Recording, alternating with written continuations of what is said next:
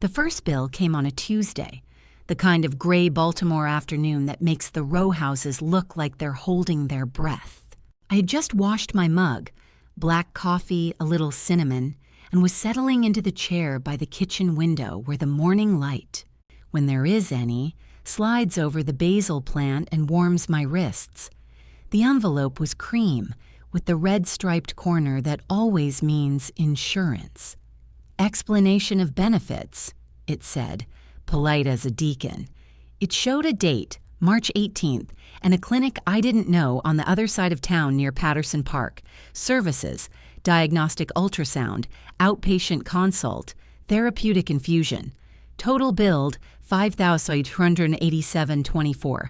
My portion, 0 to 2 hours covered by Medicare Part B and my supplement. It should have comforted me that my portion was 0, but something about seeing my name, Harriet L. Green, over 3 lines of care I never received made the room tilt. I am 68 years old, retired from the Postal Service, the kind of woman who keeps rubber bands around the mail and folds plastic grocery bags into neat triangles. I have a scar on my left knee from slipping on ice the winter before last, and a blood pressure machine that sits on the end table like a quiet little guard dog. I have never had a therapeutic infusion a day in my life. I set the letter on the table and lined up its edges with the philosophy I have for all loose things. Square it, then deal with it. I pulled my blue spiral notebook from the drawer, the one I use for home repairs and recipes, and when my husband Leon was sick, every pill an appointment. The notebook has a crease along the back where I pressed it too hard against a countertop years ago.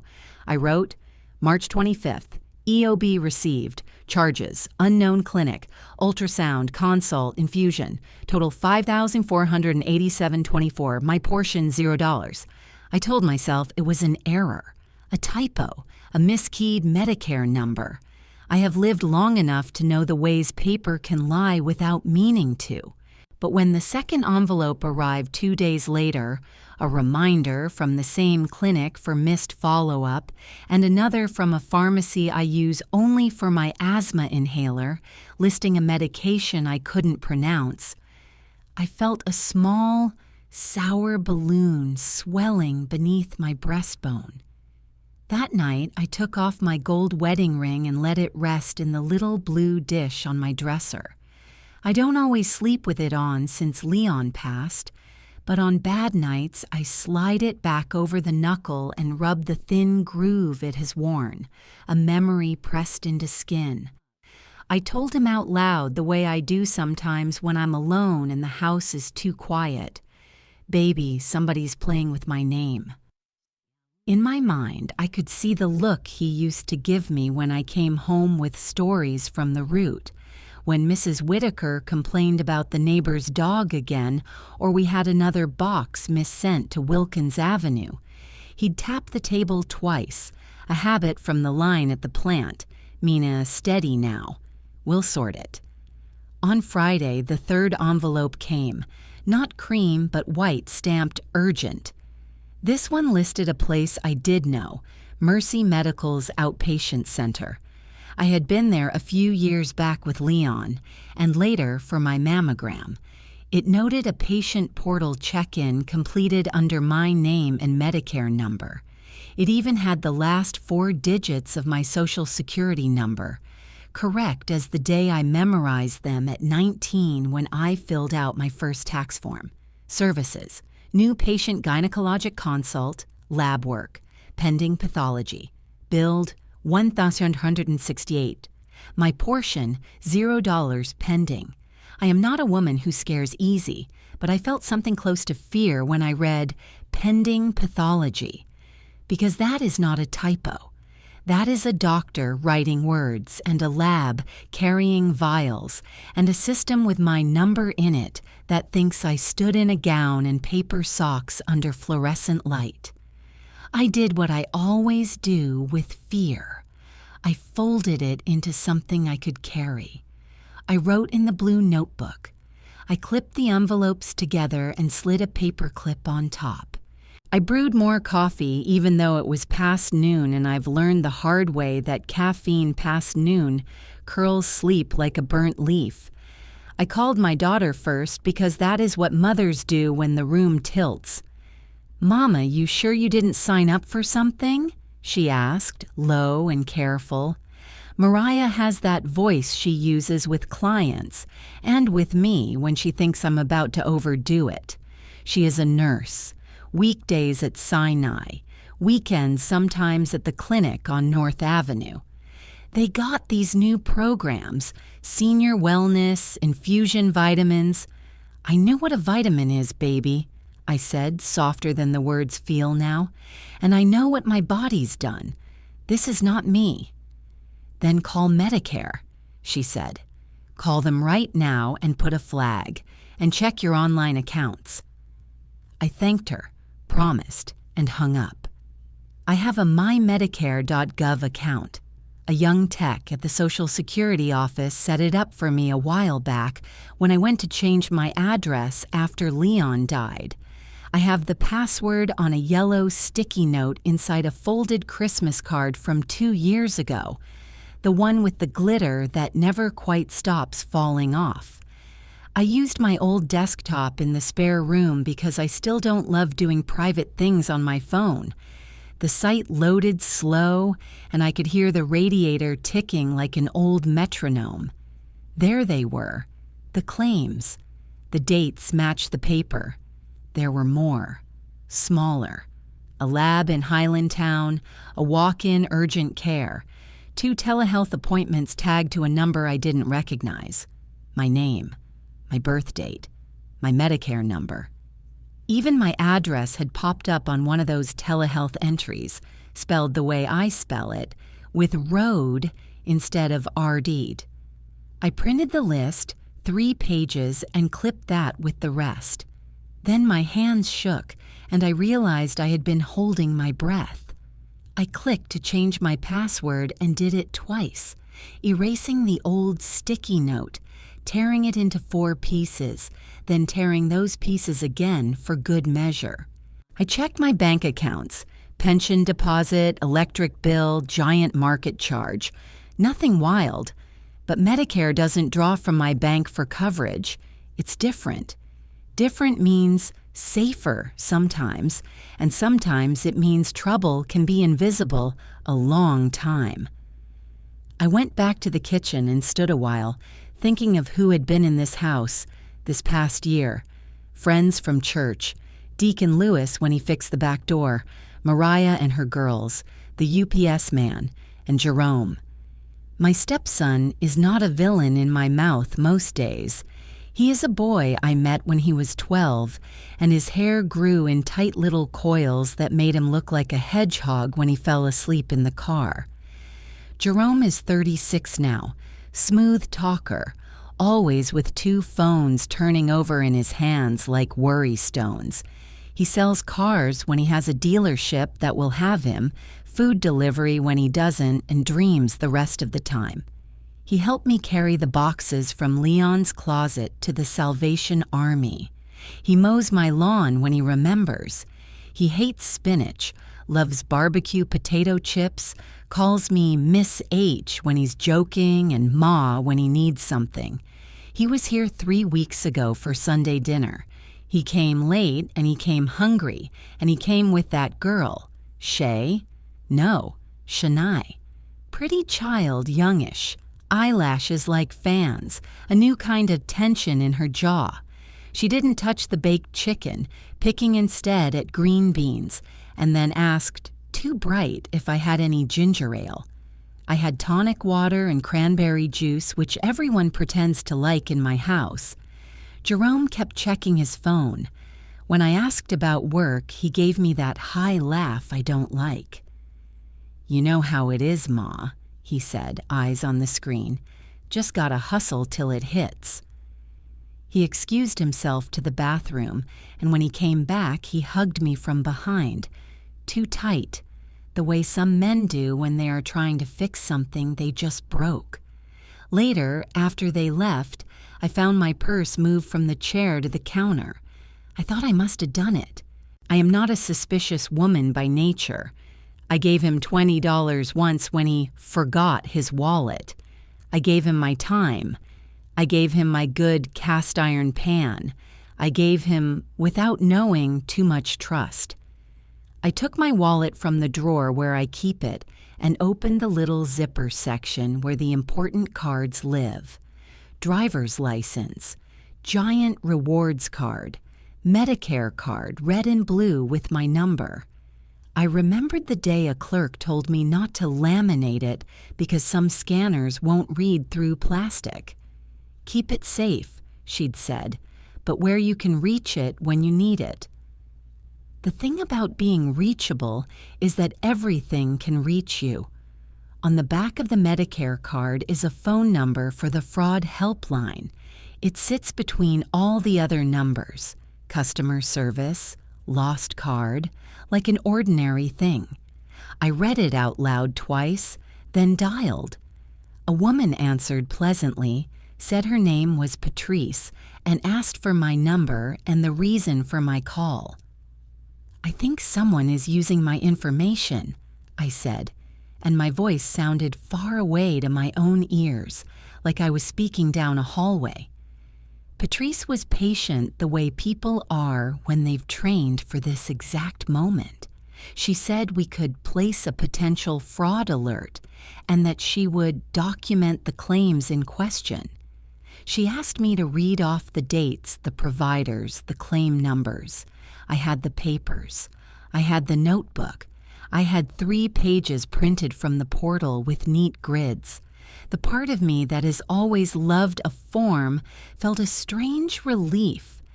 I told her March 18th, diagnostic ultrasound, therapeutic infusion. I told her the clinic name. I told her about Mercy's pending pathology, and her voice did not change, but she paused a second longer than before. She gave me a case reference number, MCR 24-300-998, and told me to keep it with my documents. She asked if I had given my Medicare number to any new providers recently. I said no. She advised me to also call my supplement insurance to note the same. You can also file a complaint with the OIG, she said. Office of Inspector General. They have a website, but start with us. We'll flag all new claims as requiring review. I wrote MCR 24-300-998 in the blue notebook and circled it. I wrote OIG complaint and call supplement Monday. I thanked Patrice the way I thank cashiers who bag careful and the way I used to thank customers who tied up their dogs on hot days. Honest appreciation with a piece of worry still attached. After I hung up, I stood and looked at the clock. It was 2:17 p.m. The house had that sleepy afternoon hush, the kind that makes you aware of every refrigerator noise you've ever ignored. I made myself a sandwich I didn't want and ate half. Then I took my Medicare card to the bedroom and laid it on the bedspread next to the blue notebook and Leon's ring dish. I stared at that little card until the printed letters wavered. Then I did the first small, defiant thing that felt right. I took a photograph of the front and back with the date written on a sticky note beside it, printed the photographs, and slid the actual card into the old tobacco tin Leon used to keep screws in, the one he labeled odds ends with a piece of masking tape. I put the tin at the back of my top dresser drawer behind the winter socks. If anyone asked for that card in a hurry, they could wait for me to decide. In the evening, I went to choir rehearsal and tried to make my throat do what the notes demanded. Afterward, Sister Evelyn asked me if I needed a ride, though she knows I live 3 blocks away. I must have looked like a woman with extra weight on her. I told her I was fine. On the walk home, I noticed the streetlights had flickered on early, and the ground smelled like rain, though the sky hadn't delivered on the promise yet. At my gate, I paused, hand on the latch, and listen to the neighborhood. The soft yip of a small dog, a radio from 2 houses down, someone laughing too loud at something that wasn't funny. I hadn't told you yet that I keep a small manila envelope on the top shelf of my hall closet labeled important.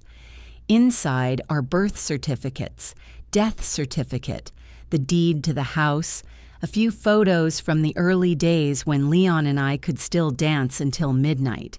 I added the printed claims list, the case number on a Post-it, and a fresh page from the notebook where I had begun a list of who had been in the house in the last 60 days. I wrote, Jerome, Sunday 3 weeks ago, 6 to 8 p.m.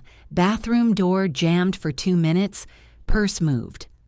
I did not let my pen write stole. The law is particular. The truth deserves precision. My phone buzzed on the table. A text from Jerome lit the screen. Ma, you up? Need to swing by tomorrow to grab something I left at your place. You cool? Then another. Too quick. Like he realized the first was not enough. Also might need to ask a lil favor. Nothing big. I stared at the words and felt that sour balloon press against my ribs again. My thumb hovered above the keyboard. I could type, sure. I could type, what did you leave? I could say nothing. Across the room, the blue notebook lay open to MCR 24-300-998, the circle I drew severe as a teacher's red pen. I thought of the clinic across town that knew my name and the lab vials that had already been labeled with my born day and number. I thought of my ring dish. I thought of the way Shania had asked for ginger ale and winced like a woman with something more than heartburn. I'll be home after 4, I typed finally. Text before you come. He sent a thumbs-up emoji and a red heart. He always uses hearts when he wants to smooth a path. When I turned the lock on the front door that night, I felt the slide of metal as a kind of prayer. I am an old woman to some. To myself, I am a woman who knows exactly how to keep records. I laid out the blue notebook, a pen, and the manila envelope on the kitchen table, then set my phone on top, face down. I stood there, hands flat on the wood, and made a vow as clear as the click of the deadbolt.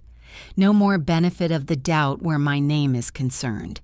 If you've ever had to make a vow like that, you know it tastes like swallowing a stone, but it sits you upright. Then, as if the house were listening too close, a small sound came from my porch, not a knock but the soft scrape of a shoe on the top step, and I moved toward the peephole with my heart counting off the seconds, ready to see which face was already reaching for my doorknob.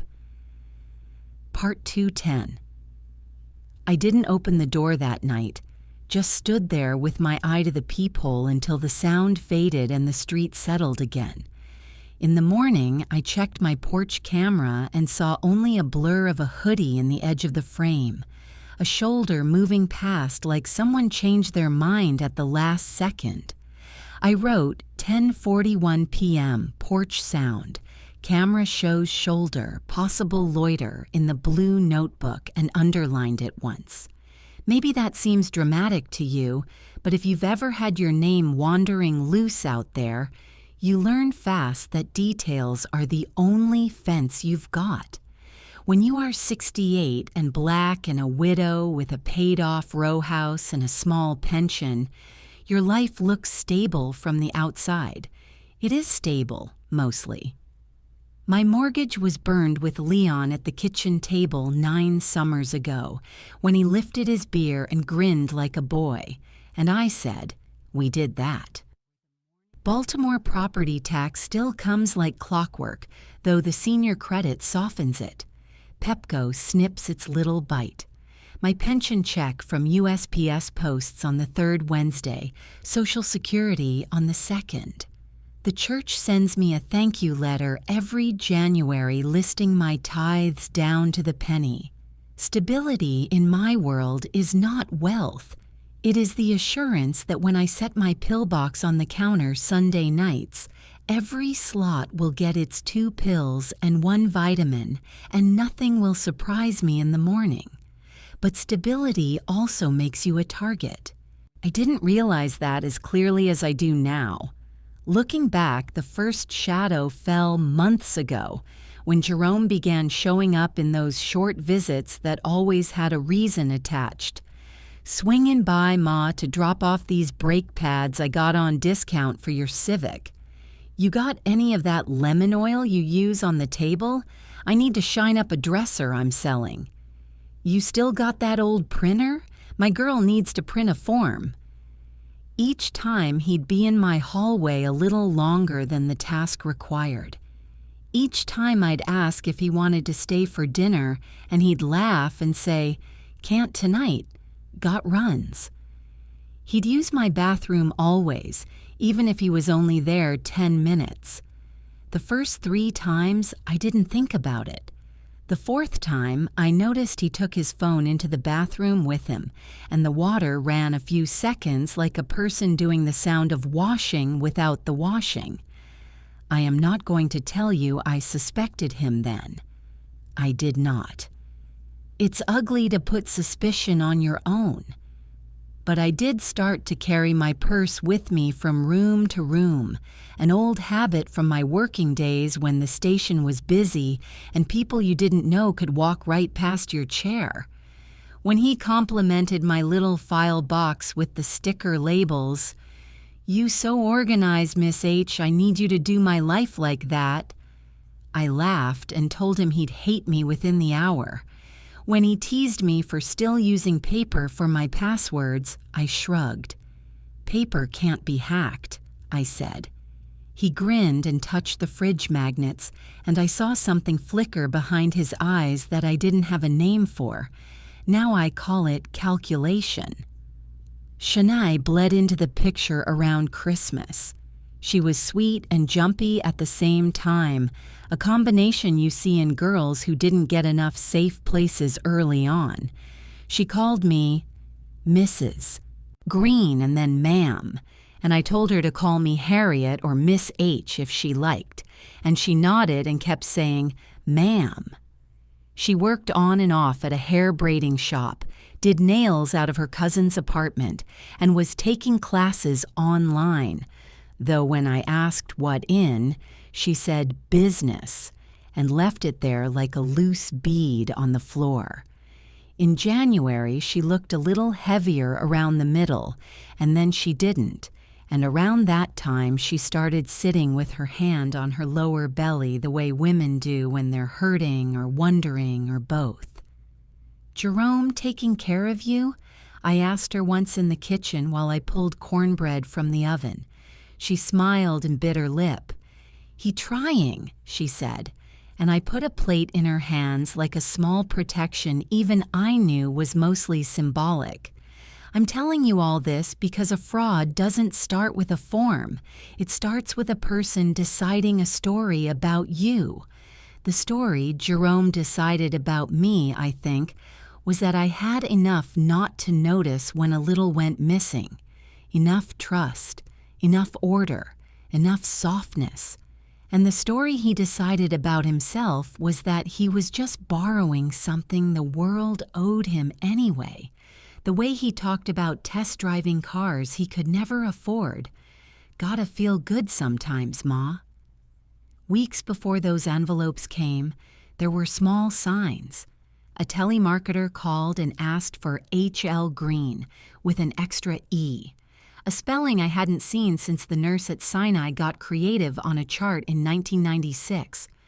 My phone carrier sent me a code by text for account verification, which I didn't request. I flagged both mentally and moved on. The third sign was uglier, an email to my old Yahoo address. I keep it for coupons. Don't judge me. Thanking me for setting up a patient portal at a clinic called East Bay Women's Wellness. We are not on any bay I claim, and I have never called my health a wellness. I deleted it. I should have printed it. When the EOBs hit my table, all those crumbs pulled together into a line. Saturday morning, I made a list of institutions on a fresh sheet of the blue notebook. Medicare, done. Supplement, Blue Cross, card and wallet, Social Security, they can place notes. OIG complaint, credit bureaus, freeze, pharmacy, ask for medication list, primary care, flag file, Mercy Medical, medical records department, the clinic like a question mark, Patterson Park Women's Health. I drew little boxes next to each item to check them off. It made me feel like my feet could find a floor again. I spent an hour with Blue Cross on the phone. A representative named Carlene verified my identity with too many questions, which I was grateful for, then put a watch on my account so any new claims would trigger a call. File an official fraud report with the OIG, she repeated like a chorus, and you might consider calling the credit bureaus to place a freeze so no one can open accounts with your personal information while you sort this. I have never opened a store card in my life, but the idea of someone using my name to buy a refrigerator I would never see lit a small fire in me. I wrote, Equifax, Experian, TransUnion, freeze in the notebook. Then I checked my Medicare again for identifiers that weren't mine. The telehealth entries listed a 443 number I didn't recognize. I dialed it from the landline to see if it would tell me anything. It rang 5 times and rolled to a generic voicemail. You have reached the number you have dialed. Leave a message. No name, no clue. I wrote the number down and circled it with a question mark. At noon, when my church robocall chimed with the Sunday bulletin, I let it go to voicemail. I wasn't in the mood for announcements about the youth bake sale. I ate chicken salad over lettuce and drank water even though I wanted sweet tea. I needed a clear head. At 2, I called Mariah and gave her the case number and my plan. She breathed out slow. Good, she said. Mercy will give you a medical records release form. Bring your ID and that case number. And Mom, don't sign anything new at the clinic. If they try to get you to verify a portal, say no. People are slick. Who taught you slick? I asked, and she laughed. You did. Then she added softer. Be careful with Jerome. Don't accuse without proof. Proof. The word sat heavy in my mouth. Proof is the difference between a mama's hunch and a judge's gavel. It's also the difference between keeping your family and losing what's left of it. I wrote proof first under my list and underlined it twice. When Jerome texted again around 3, Still good for tomorrow, Ma? Around 5? I kept my reply short. Yes, be on time. I didn't tell him I had slid the Medicare card into the tobacco tin. I didn't mention the porch camera. I didn't ask what he left. He sent a thumbs up and then, 5 minutes later, do you still got that pile of mail on the console? I think I put something important in there last time. My stomach hardened. I had moved the mail to a basket in my bedroom 2 weeks ago because flyers about gutter cleaning were getting on my nerves. I'll check, I typed, and set the phone down like it had become hot. I sat with my ledger of a life and turned the pages backward. I thought of the afternoon last fall when Jerome showed up with a new case for his phone, the kind with a little flap you can stick cards into. He opened it to show me the color, and I saw a sliver of red and blue, just a flash, and then he shut it. At the time, I thought it was a store gift card. I told him the case looked handsome, which is a word my mother used for men who were fine but tired. Now the image returned with the high relief of a bad photograph in good light. I pulled my purse from the dresser and emptied it on the bed. Wallet, coin pouch, lip balm, pill organizer, keys, tissues, a folded grocery list, 3 pens, 2 dead, the Blue Cross card, the Medicare card's absence like a missing tooth I keep tonguing. In the zip pocket, I keep a smaller card sleeve with the numbers I don't trust myself to memorize anymore. The sleeve held the church parking permit, my library card, and the small white card with my primary care office's after-hours number. Nothing out of place, but a faint, oily fingerprint smudge marked the inside of the purse near where the Medicare card used to live. It could have been mine. It could have been his. I took a photo of it, ridiculous as that felt, with the date on a note beside it, and printed it. Proof doesn't laugh. The rest of Saturday passed in chores because I have always believed in the medicine of soap and water. I wiped my counters slow, rinsed the basil plant, and pinched its tips to keep it from bolting. Vacuumed the rug by the sofa where lint gathers like a secret committee. I set a small plate at the edge of the sink and placed the blue notebook on top of it. So if I went to bed jumpy, I'd have to physically move the plan to make room for doubt.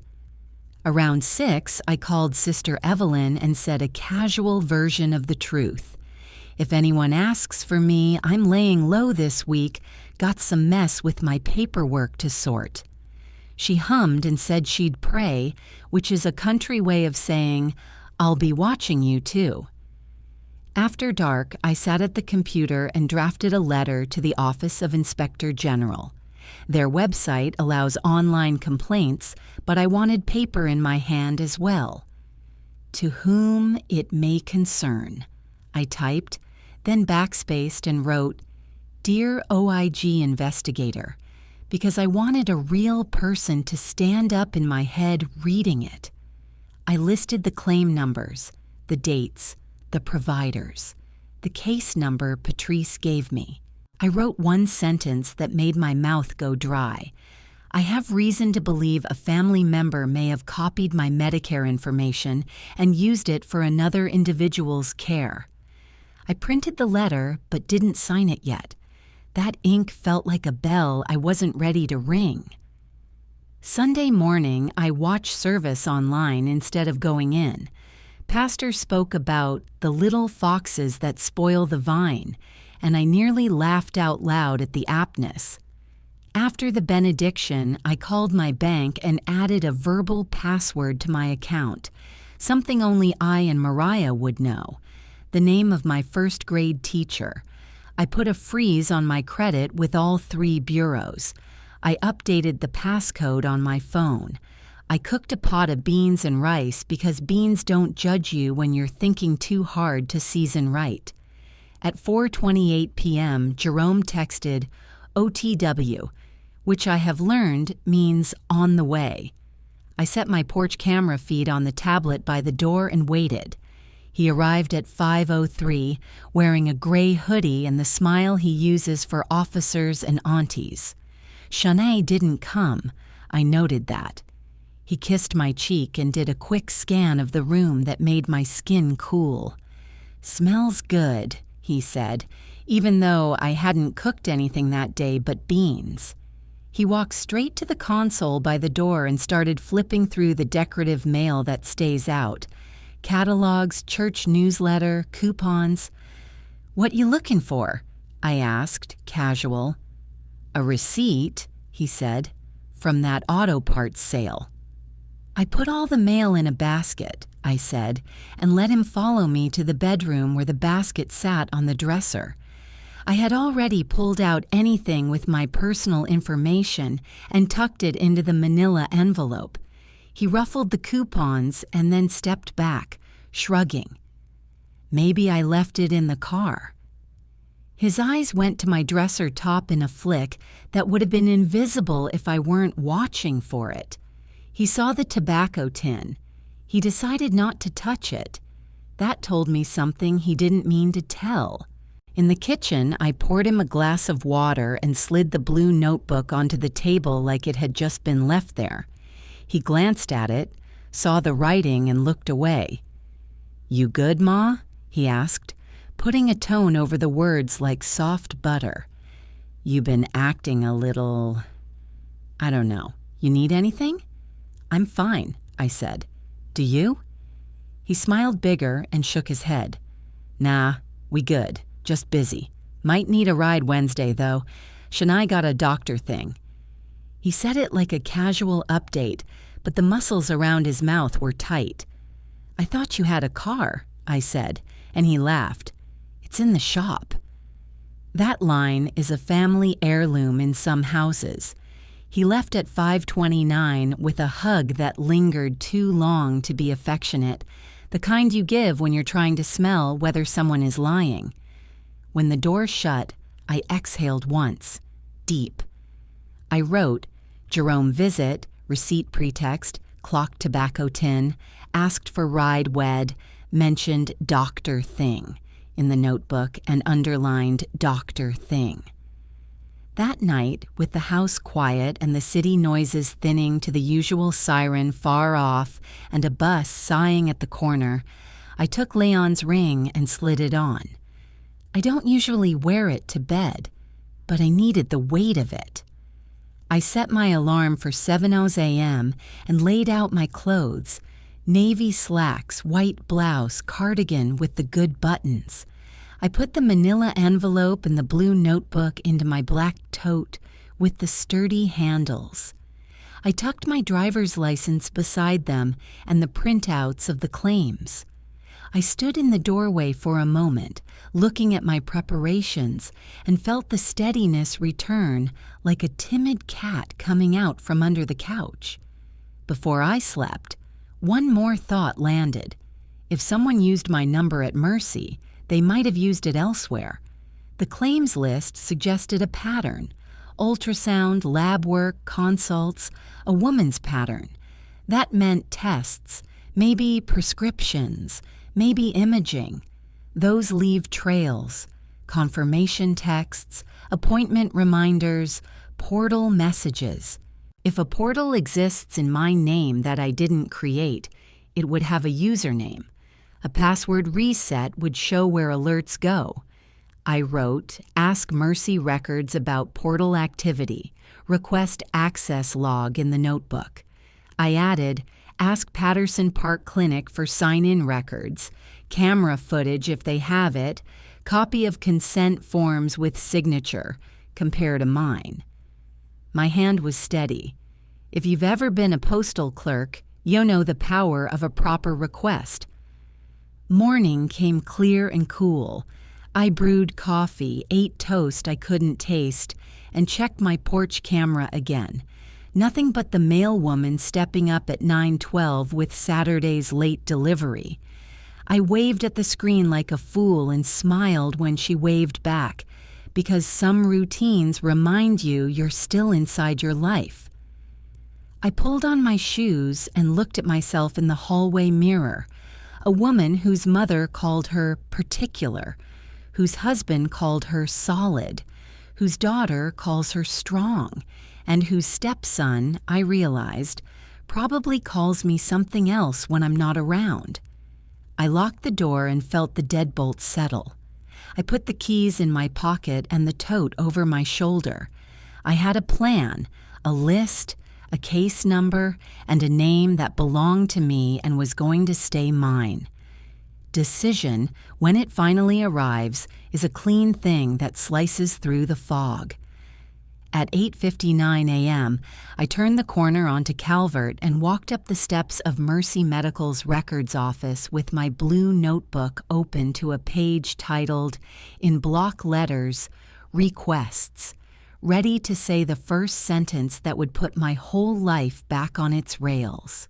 The woman at the records desk looked young enough to be my granddaughter. Acrylic nails the color of grape candy, hair tied in a puff. Kindness behind the fatigue of her smile. "Morning," she said, taking the form I had already filled out. "You requesting your records or someone else's?" Mine, I said, though somebody's been pretending otherwise. She looked up at that. Oh? I slid the blue notebook toward her, open to the page where I had copied down each date and provider, neat as only habit and a lifetime of postal logs could teach. These claims showed up under my Medicare number. I didn't make them. I've already filed a fraud report with CMS and Blue Cross. I need to see every visit tied to my name, especially March 18th and anything at this facility. The young woman whistled softly. You did your homework, Ms. Green. I was a postal clerk 30 years. I like my paperwork right. She typed, long nails clicking like small metronomes. Then she frowned. Yeah, there's an account here. Patient, Harriet L. Green, date of birth, September 5th, 1956. One visit, March 18th. New patient gynecology consult. Labs pending. But there's a note. Says patient verified identity with government-issued ID. She turned the monitor slightly so I could see the line, bold and neat as a lie told twice. I didn't verify a thing, I said. What ID number did they write down? She scrolled, eyes narrowing. It just says, State ID, Maryland. No copy scanned. I can print you the intake sheet. Please do. When she handed me the page, I saw the signature at the bottom. A looping H, a wide L, and the rest scrawled in a way that mimicked my hand but slanted left instead of right. Close enough to fool a clerk not looking too hard. The address was mine, the phone number, not. 443-661 something. I wrote it down in the notebook beside telehealth number with a big question mark. Can I get a copy of the ID used? I asked. She shook her head. If it wasn't scanned, there's nothing in the system. You can request security footage, though, if you file a records release. Our cameras keep 30 days unless subpoenaed sooner. Then I'd like to request that, too. While she fetched the form, I looked around the waiting area. The walls were covered in motivational posters, women smiling with arms crossed under words like empower, heal, thrive.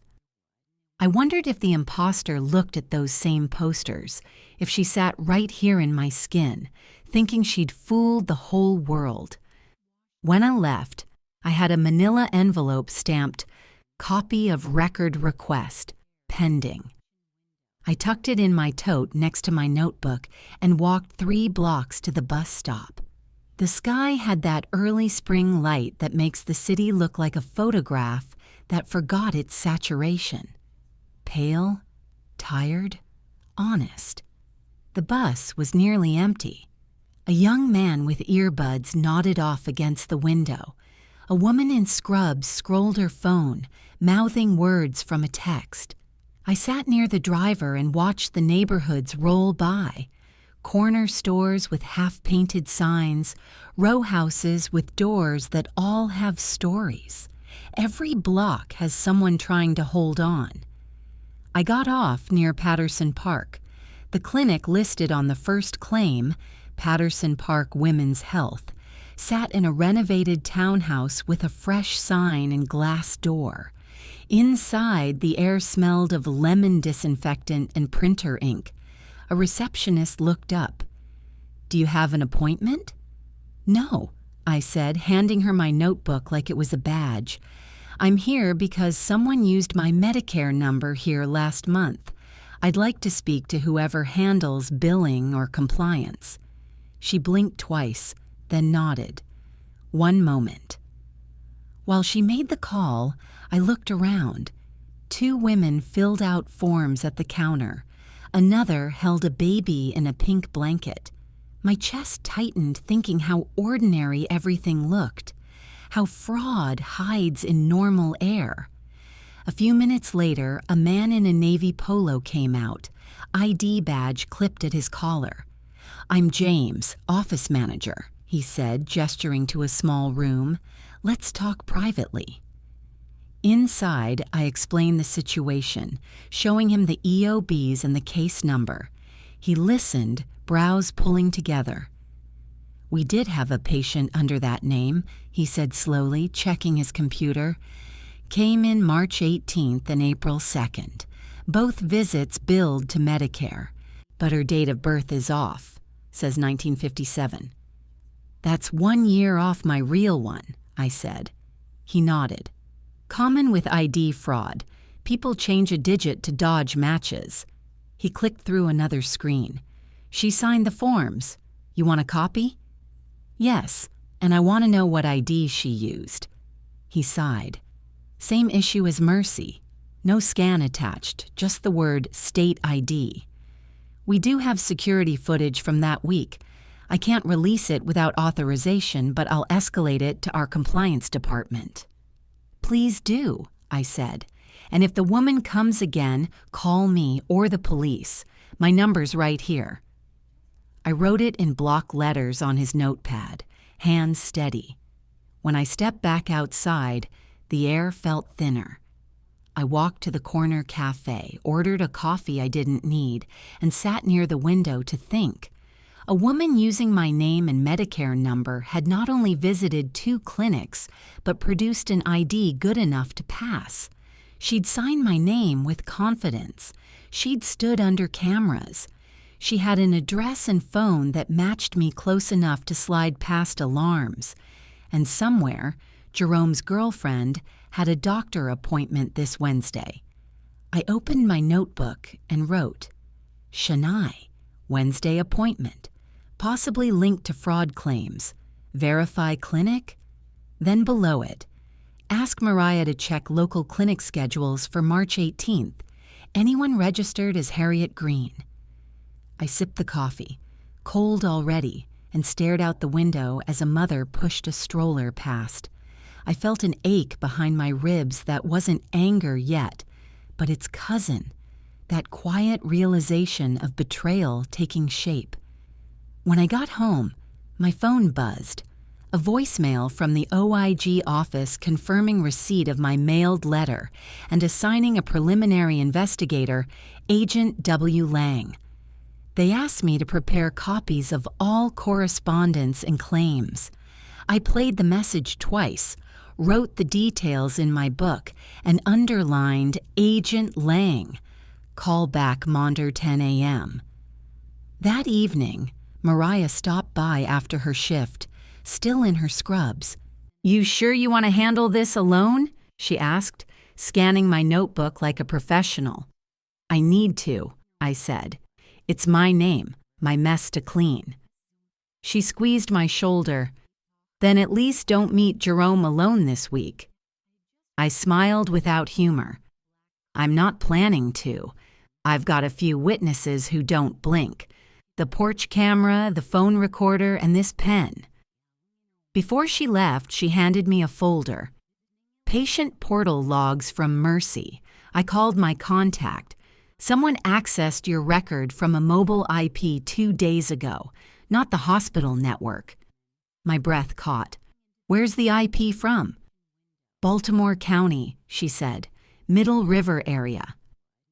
Jerome's last address before he moved in with a friend was Middle River.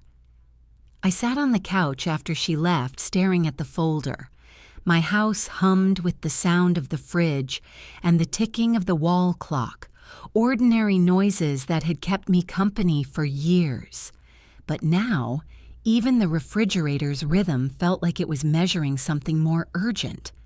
I opened the folder and saw the printout, time-stamped logins to My Mercy portal under my username.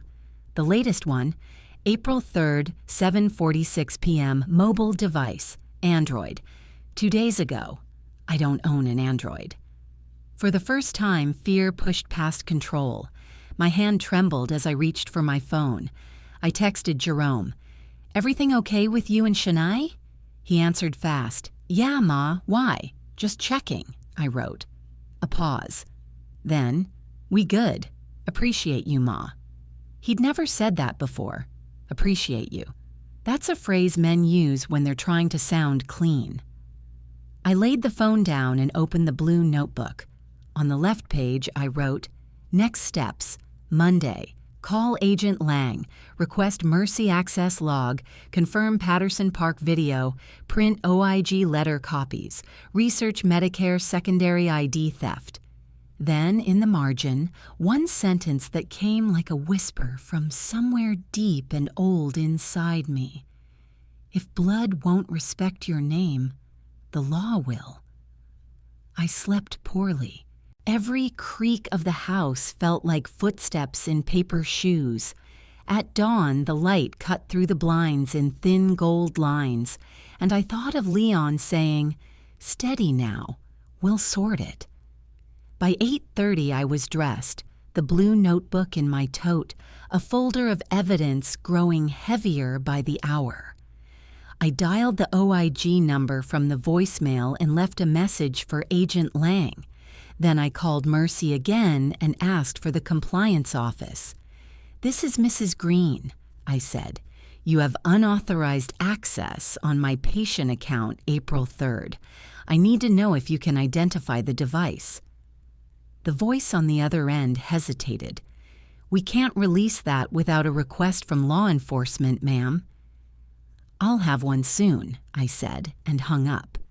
At 10:12 a.m., my phone buzzed with a new text from an unknown number. "Miss H, this Shay. You home later? Need to talk, woman to woman. Plus don't tell Rome yet." The hairs rose on my arms. I typed one word. "When?" "After lunch." 2 p.m., she replied. I stared at the screen, heartbeat echoing in my throat. If she was the one who used my Medicare number, she wanted to talk. And if she wasn't, she might be the only person close enough to tell me who did. I set the phone on the table beside the blue notebook and whispered to myself, as much a prayer as a warning, "All right then, Shania, let's hear your truth." Outside, the wind rattled the porch gate, and somewhere a church bell struck 2 beats late, as if even time itself was holding its breath for what was about to walk through my door. Shanae showed up a few minutes after 2, walking slow up my steps like a woman who wasn't sure if she was welcome. She wore a denim jacket over a peach top, hair wrapped in a scarf, and those same long lashes that always made her eyes look heavier than her years. In her hand was a paper grocery bag folded tight at the top. "Hey, Miss H," she said, voice small. "Thanks for letting me come by." "Come on in," I told her, holding the door.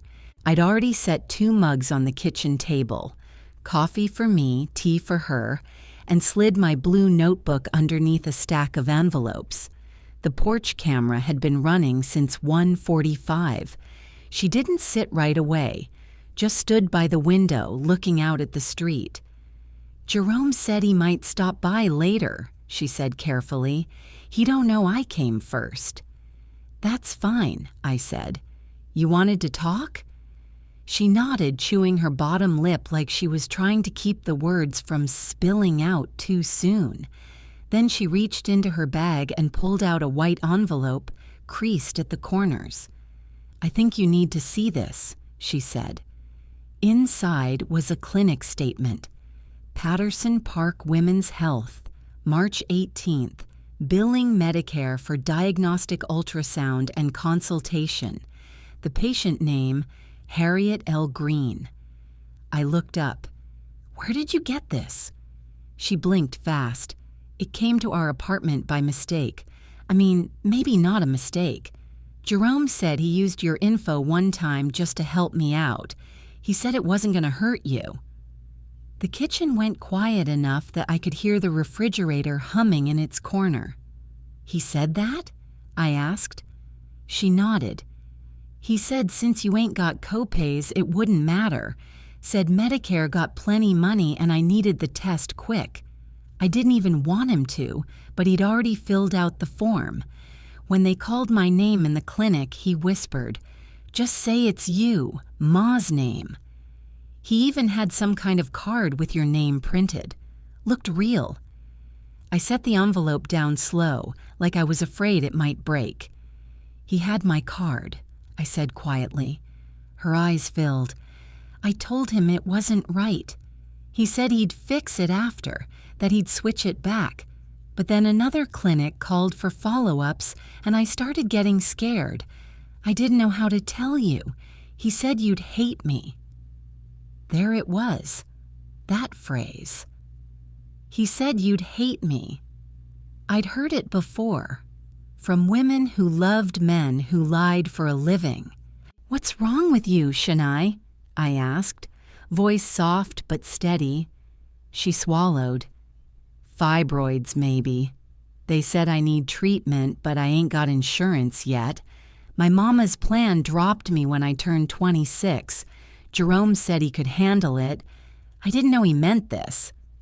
I studied her face. She wasn't lying now. I could feel it in my bones.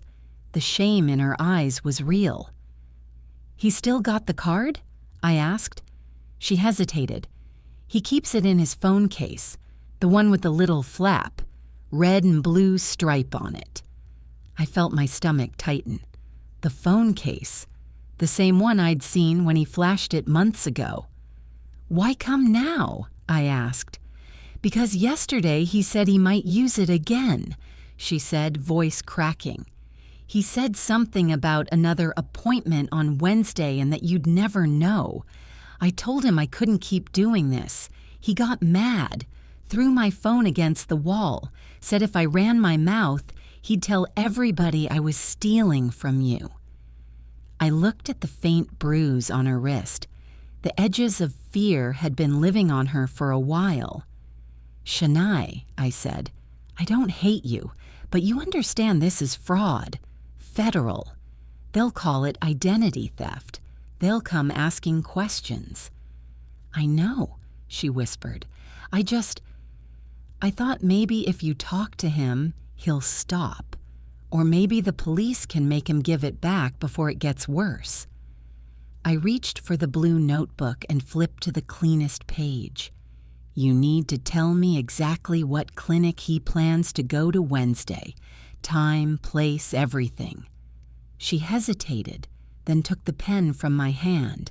Her handwriting was round, uncertain. "Mercy Outpatient Center, 3 p.m. Follow-up ultrasound. Appointment under Harriet Green. My name again." She pushed the notebook toward me. "He said he'd drive me. Tell them he was my son in case they asked." I closed the notebook and drew a breath deep enough to feel my ribs stretch. "You did right coming here," I said. "Now we'll do it the right way." "What do you mean?" she asked. "I'm going to file a police report before Wednesday, and I'm going to let Medicare know when and where he plans to use my number again. They can have someone waiting." Her eyes went wide. "You mean catch him?" "Exactly that." She shook her head, tears spilling now. "He'll go to jail." "He'll go where he put himself," I said. "And if he's lucky, maybe it'll teach him to stop before he ruins more than my name." For a moment, she just sat there, shoulders shaking. I poured her tea and let her cry. When she calmed, I asked if she had somewhere safe to stay. "My cousin's," she said. "He don't know where she live." "Then go there tonight," I said.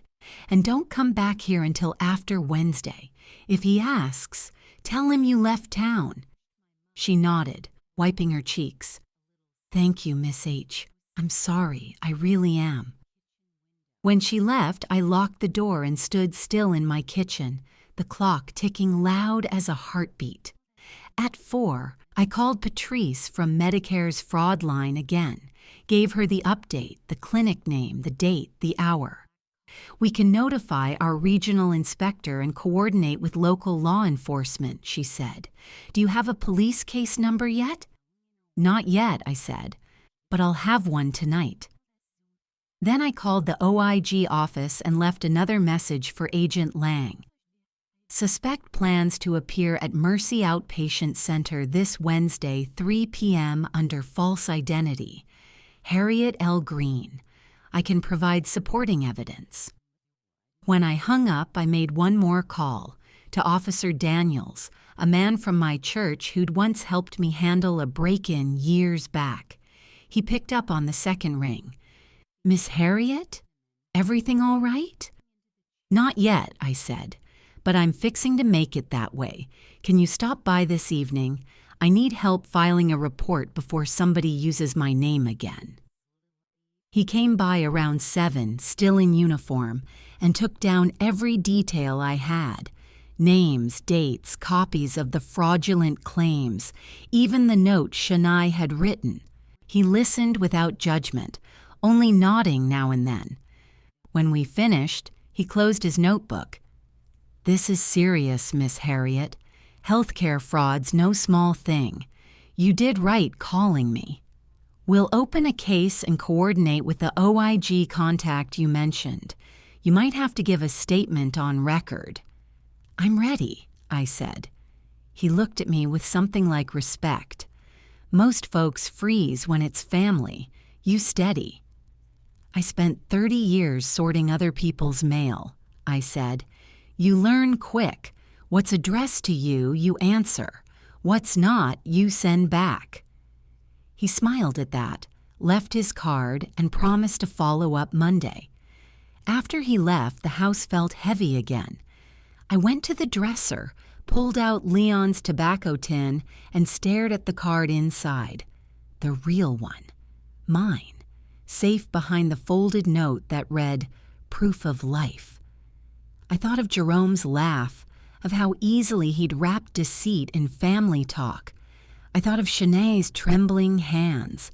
I thought of how betrayal always starts small, with somebody telling themselves, "It won't hurt nobody." I sat at the table until the clock struck 9, then opened my notebook one more time. On a fresh page, I wrote the phrase that had echoed through this whole ordeal, the one Jerome always used when he wanted something he hadn't earned. "Come on, Ma, be reasonable."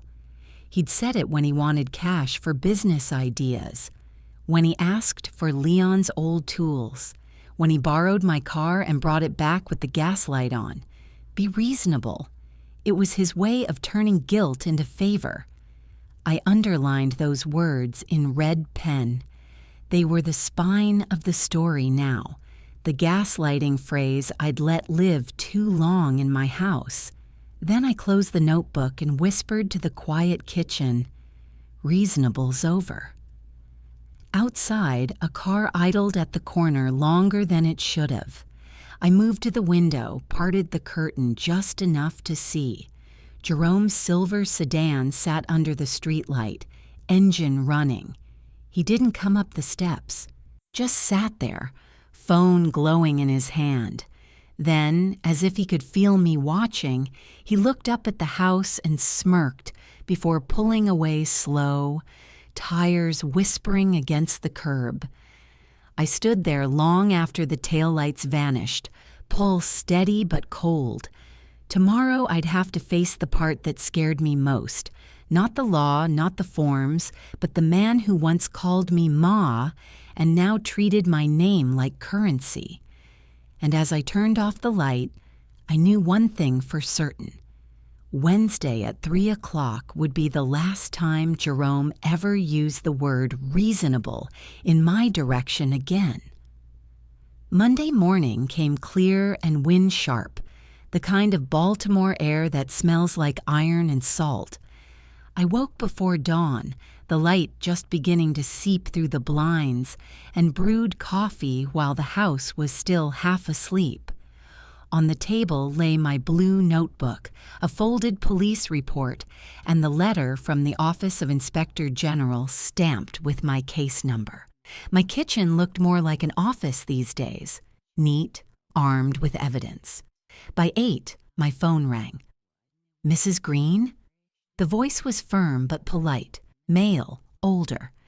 "This is Agent William Lang with the OIG. I received your messages and the police report Officer Daniels filed. I'd like to meet today if possible. We've coordinated with Baltimore PD's Fraud Division. You're doing everything right so far." "Thank you," I said, steadying my voice. When? 9:30. We can meet at your home if you're comfortable. I'll have identification. Fine by me, I said. Just ring the bell. I hung up and took a long breath. I had faced plenty in my life. Leon's illness, the layoffs at the post office, raising Mariah alone when he passed. But nothing felt quite like preparing to see a federal agent in my living room because my own stepson had turned me into a line item on a fraudulent claim. At 9:28, the doorbell chimed. I opened to find a tall man in a charcoal suit holding a leather wallet badge. Agent Lang, he said, showing me the seal. Office of Inspector General, Health and Human Services. He looked like he'd seen every kind of deceit twice over, gray at the temples, calm in the eyes. May I come in? Please. I poured him coffee, black. He didn't touch the sugar. He took a seat at my kitchen table and pulled a notepad from his inside pocket. I read your letter, Mrs. Green. You've been thorough. Not many people keep this kind of documentation. 30 years in the Postal Service, I said. I learned to track what's mine. He smiled faintly. Good skill to have. Now, let's talk about this stepson. His tone wasn't accusing, just methodical. I told him everything. Jerome's pattern of borrowing, his girlfriend's medical troubles, the fake card in his phone case, the appointments under my name. I handed him the copies, EOBs, portal logs, and the note Shania wrote. Lang looked over each page carefully, using a pen's back end to hold them flat. You said the next appointment's this Wednesday at 3, correct? Yes. He nodded. We can coordinate with Mercy's security and local police. If he appears, they'll verify ID and detain him for questioning. We'll need you available for confirmation, but not in direct sight. That's fine, I said. I just want this stopped. He hesitated. Mrs. Green, I'll be honest. These cases often stretch beyond one incident. People who manage to get a valid Medicare number usually sell it. It could be part of a larger ring. I felt my stomach twist. You mean he might have sold my name? It's possible, Lang said. That's why we'll need you to stay alert. Don't answer unfamiliar calls asking for medical details or card verification. We'll flag your number in our system for any new claims. He handed me a small card with a hotline number and his signature across the bottom. Keep this somewhere safe. Call me if anything changes before Wednesday. When he left, I stood in the doorway watching his car pull away, the seriousness of it all settling heavy on my shoulders. My blue notebook had just become evidence. That afternoon, Mariah called. You all right, Mama? I'm fine, I said. OIG agent came. They're going to be at the clinic Wednesday. You don't worry yourself. She sighed. I'll worry anyway. Promise me you won't face Jerome alone. I promise, I said, though the word felt like an elastic band about to snap. Around 6, my phone buzzed again. Ma, you home? Jerome. I didn't answer. Another text followed. Heard you been talking to police. That true? My fingers hovered over the keyboard. You need to stop using my name, I typed, then deleted it. Instead, I wrote, We'll talk Wednesday. He didn't reply right away. 15 minutes later, you ain't gotta make this ugly. Be reasonable. There it was again, those words like a cracked record. Be reasonable. The phrase he always used to shrink my boundaries until they fit his comfort. I didn't respond. I turned off the phone and let the quiet fill the house. The next day, Tuesday, passed in small acts of control. Cleaning the porch, checking the locks, printing one last set of documents for Agent Lang. At night, I laid out my clothes for the next day like I used to do for Sunday service. Navy slacks, gray cardigan, black flats. I didn't plan to be seen, but I wanted to look like myself in case I had to identify him. Wednesday morning came slow. The sky was overcast, heavy with the promise of rain. At 10, Agent Lang called. "Mrs. Green, our team's in position at Mercy.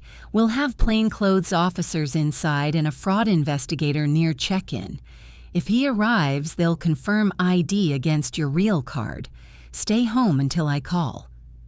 I thanked him, hung up, and made tea I couldn't drink. 2 hours crawled by. I tried to read Psalms, but the words blurred. Around 2:45, I paced the kitchen, glancing at the clock every minute. 2:57, 3:04, 3:10. Then the phone rang. Unknown number. "Mrs. Green?" It was Lang. "He's here." I sat down hard. "At Mercy?" "Yes, presented an ID under your name. The staff confirmed the signature. He's in an exam room with a female accomplice. Shania, correct?" My throat tightened. "She came back?" "Looks like she was coerced. We've got officers moving in now." I heard muffled voices on his end, radio chatter. Then, "All right, they're detaining him. The woman's cooperating. We'll need you to confirm identity." I agreed. Within an hour, Lang was back at my door, rain dampening his shoulders. "It's over, Mrs. Green," he said. "He's in custody. The girlfriend corroborated everything. Says he kept your card in his phone, used it for her tests, and planned to sell your information to another person next week." I closed my eyes. Relief came jagged, half grief, half victory. She told the truth? She did. Said he threatened her. Told her if she talked, he'd blame it on you. I nodded slowly. That sounds like him. Lang set his briefcase down. "There's something else." When they searched his car, they found a notebook with multiple Medicare numbers. Yours was at the top. He's likely been pulling information from other relatives, too. "We'll need you to testify when the case goes to court." "I'll be there," I said. He studied me a moment. "You okay, Mrs. Green?" "I don't know," I said honestly. "He was family. Now he's a suspect number." Lang's face softened. "Sometimes justice doesn't feel clean, but you did the right thing. You stopped him before it got worse." After he left, I stood by the window, watching the rain streak down the glass. For years, I had told myself Jerome just needed a break, a hand up. Now I saw what he really needed, a line he couldn't cross. That night, I called Shania. She answered from a shelter downtown. "They took him?" she asked quietly. "Yes, he's being processed." A long silence. Then, "I'm sorry, Miss H." "I know, baby," I said. "You did right when it counted." She started crying again. "I don't got nobody now." "You got yourself," I said softly, "and that's more than you think." After we hung up, I sat at the kitchen table, blue notebook open, pen poised. On a fresh page, I wrote the date, April 10th, and one line.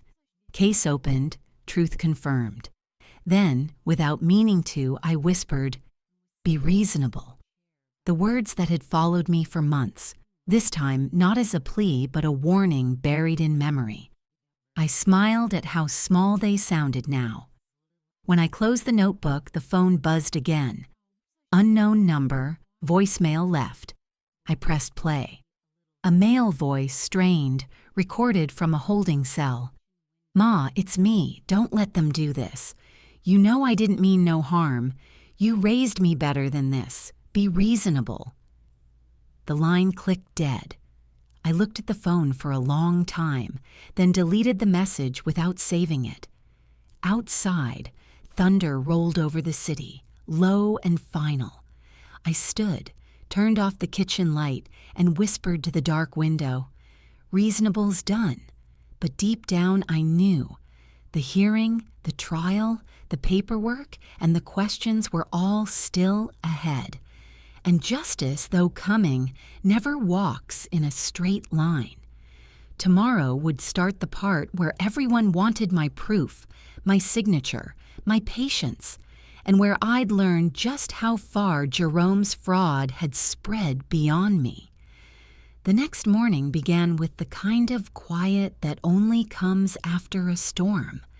The streets still shining from last night's rain, the air holding its breath. I sat by the kitchen window, coffee cooling beside me, staring at the manila envelope that now felt like the weight of a lifetime. The night before, Jerome's voicemail had replayed itself in my head over and over, that same tired refrain. Be reasonable. I'd raised my voice plenty in this house before, at Leon when he'd leave his boots in the doorway, at the news, at the neighbor's dog. But this time, I didn't feel angry. I just felt hollow. There's a special grief that comes when you realize the person you tried hardest to love is the same one who's been studying how to undo you. At 9 on the dot, Agent Lang called. "Good morning, Mrs. Green. I wanted to update you before the formal notice comes. Jerome's being charged federally under Title 18, healthcare fraud and aggravated identity theft. The hearing's scheduled for next Thursday at the U.S. District Court downtown. You'll get a subpoena to appear as a witness." I swallowed. That fast? He paused. He confessed to part of it, but we need your testimony for the full pattern. Intent, access, impact. The evidence is strong. The U.S. Attorney's Office wants to make this an example case. Example, I repeated, tasting the word like something metallic. Yes, ma'am. For every senior who doesn't catch it in time. What you did, keeping records, calling early, it's textbook. Most folks don't even know they're victims until their benefits are suspended. I closed my eyes, breathing slow. All right, you tell me when to be there.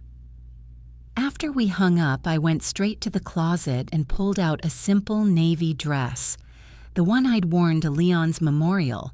It was clean, sober, respectful, the kind of dress that made people listen when you spoke. I ironed it anyway, hands steady. Around noon, Officer Daniels stopped by again. "Got the official report ready for your signature," he said, sliding a clipboard across the table. "You'll get a call from the prosecutor, but for now we're coordinating with OIG. Jerome's bail hearing's tomorrow." "Will they let him out?" I asked. "Unlikely," he said. "Given the identity theft and the scope of the fraud, he's considered high risk." "Good," I said quietly, though my heart twisted. "Maybe sitting still will teach him something." Daniels hesitated at the door. "Mrs. Green, I know this hurts, but you did what folks don't. You drew a line. That takes more courage than most men I know."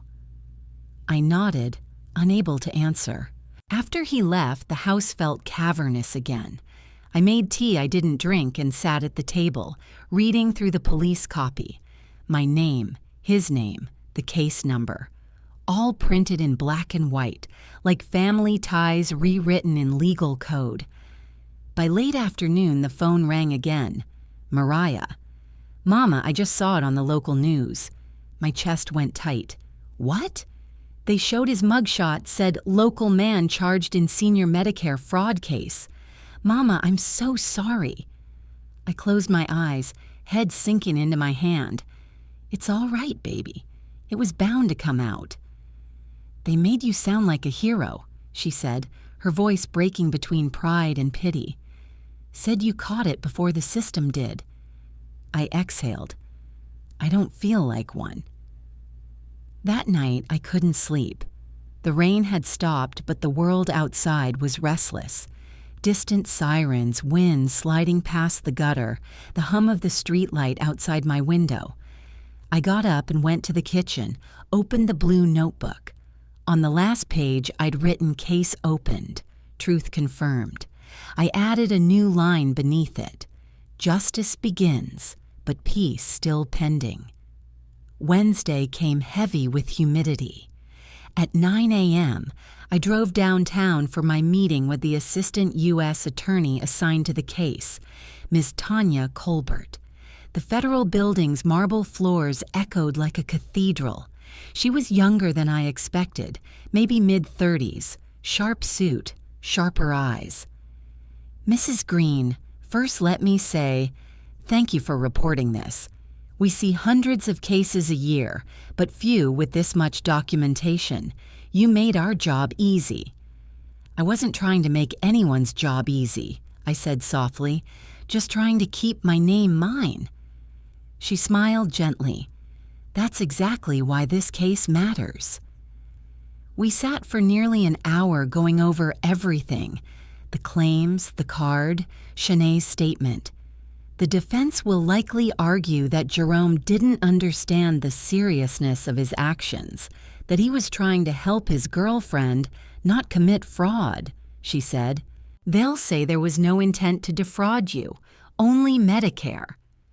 I laughed, short and bitter. He stole my identity, used my number, signed my name, and put my body on a medical record. If that's not intent, I don't know what is. She nodded. "That's what the jury will hear." When the meeting ended, she stood and shook my hand. "I know this is personal, Mrs. Green, but your testimony can help prevent others from going through the same thing. You'll be under oath next Thursday. Bring that same notebook." "I always do," I said. Back home, I found an envelope slid under my door. No stamp, just my name written in a rushed hand. I froze, then picked it up with the tip of my fingers like it might burn. Inside was a single piece of notebook paper, lined and torn.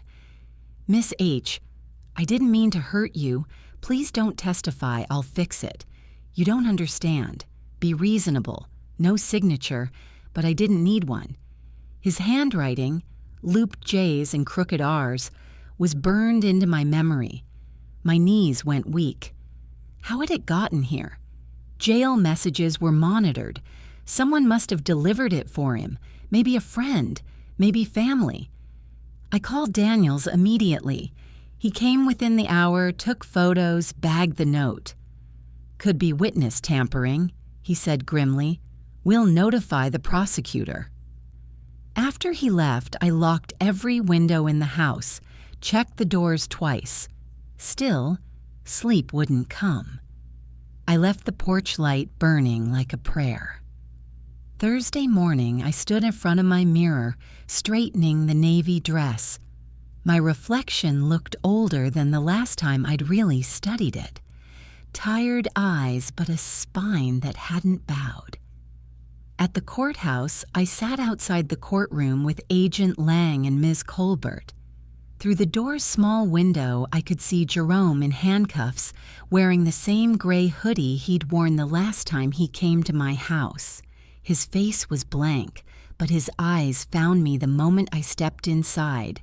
For a heartbeat, the years rewound. Him at 12, eating cereal at my table, laughing at Leon's old jokes. Then the moment vanished. The judge read the charges, voice echoing through the room. Healthcare fraud, aggravated identity theft, conspiracy to commit wire fraud. Jerome pleaded not guilty, eyes never leaving mine. The prosecutor requested denial of bail due to intimidation of a witness. The letter. The judge agreed. As the gavel struck, Jerome turned to me. His lips moved, no sound, but I read it clear as day. Be reasonable. I didn't flinch. Outside the courtroom, Lang exhaled. That letter sealed it. They'll add the charge of tampering. You did the right thing calling us. I nodded, but my throat was dry. Right doesn't always feel right. He gave me a look that said he understood. It will, eventually. When I got home, I unlocked the door, stepped into the quiet, and leaned against it for a long while. The house smelled faintly of lemon cleaner and old paper. The blue notebook sat waiting on the table. I opened it, wrote the date, then added one final line for the day. Truth spoken, line held, but the wound still fresh. Outside, the evening light spilled across the floor in wide gold stripes. I followed one with my eyes until it faded against the far wall. And that's when the phone rang. A number I didn't recognize, but I knew the area code. Middle River. I let it ring once more before picking up. A woman's voice whispered, shaky and rushed. "Miss H, it's Shay. You need to know something. Jerome's cousin. He got your social, too. He's saying he'll finish what Jerome started. He's looking for you." The phone nearly slipped from my hand. "What do you mean, finish?" "He said there's money in your file, some kind of benefit or back pay. Said Jerome told him how to log in before he got arrested. Please don't stay alone tonight." Her breath came fast. I shouldn't even be calling, but he means it. I thanked her, hung up, and stared at the window where the streetlight was just flickering on. I wrote one last note in my blue notebook, in all capital letters this time. New threat, verify security, protect identity. The law had caught Jerome. But now I understood the truth. The crime had roots deeper than one man. And this time, the danger wasn't about paperwork. It was about who might come through my door before justice could finish its work. I didn't sleep that night. Not a wink. Every small sound in the house carried weight. The hum of the refrigerator, the creak of the hallway floorboards, the wind brushing against the old siding. I sat in the living room with my blue notebook on my lap, a pen uncapped, and Leon's old flashlight beside me like a weapon from another time. Around 2 a.m., I finally moved to the window and peered out through the curtain. The street was quiet. The same stray cat that always lingered near the trash bins crossed the road slow, its eyes glowing when it caught the light. I knew I couldn't stay like that, waiting for a knock that might not come. Fear is heavy, but it becomes lighter when you make it move. So I did what I always do when life tries to swallow me whole. I made a plan. At dawn, I called Officer Daniels. "Morning, Miss Harriet," he said, his voice still rough with sleep. "Sorry to wake you," I said, "but I need to report a new threat. Jerome's cousin, someone from Middle River, might have my social security number. I need to secure everything before he does." He didn't sound surprised. "We'll add it to the record. You're doing right. You want a patrol car to swing by your street tonight?" "Yes," I said without hesitation, "just for a few nights until things calm down." "Done. I'll also contact the U.S. Attorney's Office. They'll want to know this could connect to Jerome's case." After hanging up, I poured coffee and set up at the kitchen table, my command post. I called the Social Security Administration, flagged my number for potential misuse. I contacted my bank, froze all online access. Then I called Mariah.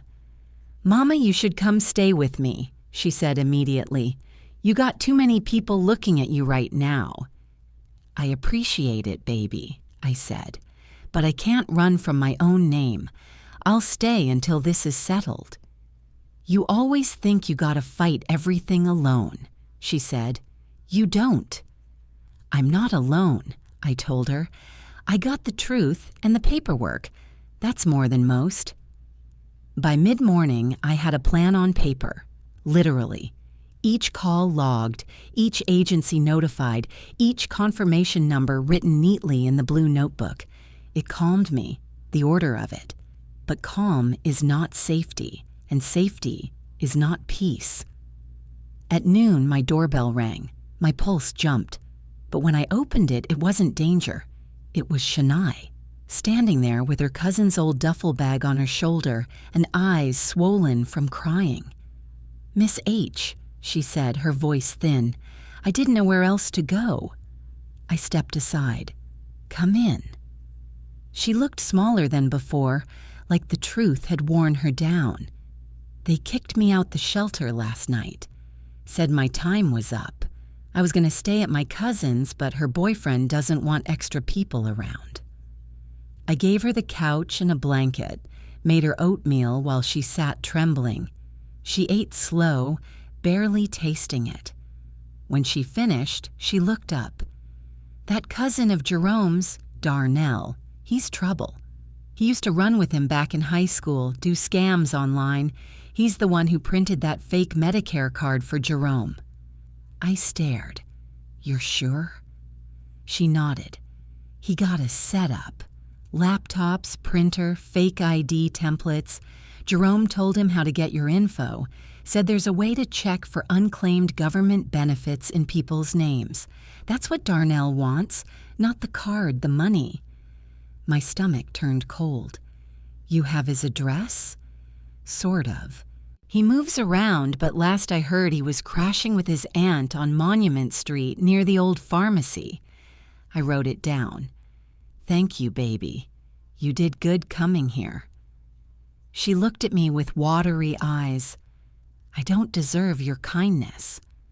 "We all do when we're trying to make it right," I said. At 2:00, I called Agent Lang. "New name," I told him. "Darnell Green, cousin, Monument Street area. He's making fake IDs. May have my social." Lang's tone shifted, sharper. "That's valuable information, Mrs. Green. Do not approach him. We'll alert local law enforcement and the task force." By evening, Daniels texted, "Patrol unit assigned outside 9 p.m., 3 a.m. Keep lights on." I thanked him and locked the door. Shania sat quietly on the couch, hugging her knees. "You think they'll arrest him too?" she asked. "If he's done what you said, they will," I said. "But that might take time." "I don't know what's wrong with these men," she whispered. "Always chasing money that ain't theirs." "Because it's easier to take from someone steady than to build something steady yourself," I said. That night, the rain started again. Light, almost polite, tapping the window. I turned off the lamp and sat in the dark with Shania asleep on the couch, her soft breathing the only sound. I remembered Leon once telling me that evil doesn't always look like a stranger. Sometimes it looks like family borrowing your car keys and never bringing them back. Just after midnight, a car engine idled outside. The headlights swept briefly across my curtains, then went dark. My heart thudded so hard I could feel it in my throat. I slipped to the front door, peered through the peephole. A shadow moving near the edge of the yard, too tall to be a kid. I whispered, "Stay quiet," to Shanae and reached for my phone. Before I could dial, a knock, soft, deliberate, 3 times. Then a voice. "Auntie H?" My blood ran cold. It was Darnell. "Open up, I just need to talk." Shanae stirred, eyes wide. I shook my head. "Don't move," I mouthed. Another knock, harder. "I know you home. I ain't here for no trouble. Just want to make sure you don't say my name to them people." My voice came out steady, even as fear coiled in my gut. "Darnell, you need to leave. The police already know everything. Walk away before you make it worse." Silence. Then a short laugh through the door. "You think they care about you, old lady? You just paperwork to them." I heard footsteps, one step closer to the door. Then, mercifully, flashing blue lights swept over the porch. The patrol car. A loud voice outside. "Sir, step away from the property." Darnell cursed, running toward the street. Tires screeched. The officers shouted. I pulled Shanae away from the window. The radio crackled outside. Within seconds, it was over. When I opened the door, one of the officers approached. "We got him, ma'am." Tried to run, but we caught him a block down. He had a bag with fake IDs and print materials inside. You did right calling earlier. I pressed a hand to my chest. Thank you. After they left, I closed the door and leaned against it, every muscle trembling. Shanae whispered, "He could have hurt us." "But he didn't," I said, "because this time, the law got there first." We both cried then, not from fear anymore, but release. By morning, Agent Lang called again. "Darnell's in custody. He was carrying multiple fake Medicare cards, yours among them. He's connected to a larger fraud operation. Jerome likely passed your info to him as part of a side deal." My heart sank. So it wasn't just family greed, it was business. "I'm afraid so," Lang said, "but your cooperation helped us catch 2 suspects in 1 week. We're building a strong case. You'll be asked to testify again for Darnell's hearing once Jerome's case concludes." I sighed, the weight shifting from fear to fatigue. "I'll be there. I've come too far to stop halfway." When I hung up, the sun was breaking through the gray clouds, lighting the kitchen in soft gold. I turned to Shanae, who was sipping tea at the table. "You see that light?" I said. "That's what truth looks like. Comes slow, but it always gets through." She smiled weakly. "You think we safe now?" I nodded.